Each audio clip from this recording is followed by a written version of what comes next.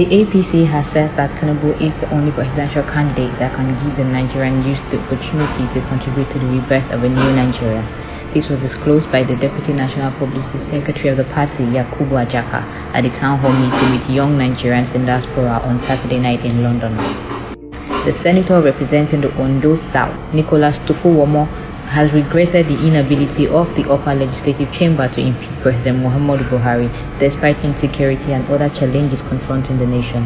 The senator noted that the president's cup was full 2 years ago and should have been shown the exit door since. The presidential candidate of the Labour Party, Peter Obi, has criticized the federal government over what he described as misuse of public funds.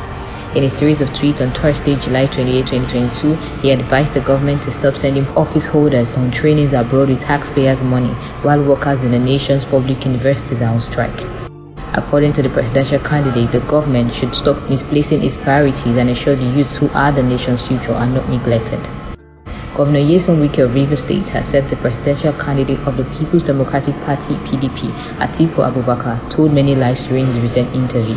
Governor Wike also faulted Atiku's speech on the day he unveiled Governor Ifeanyi Okowa as his running mate.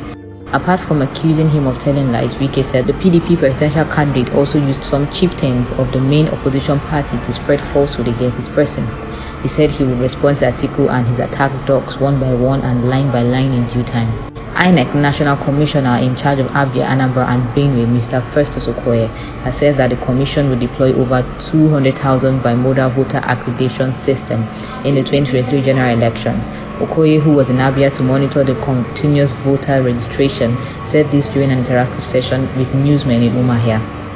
Femi Adesina, the special advisor to the president on media and publicity, played down the possibilities of his principal being impeached. The presidency's mouthpiece has boasted that the National Assembly cannot impeach President Muhammadu Buhari.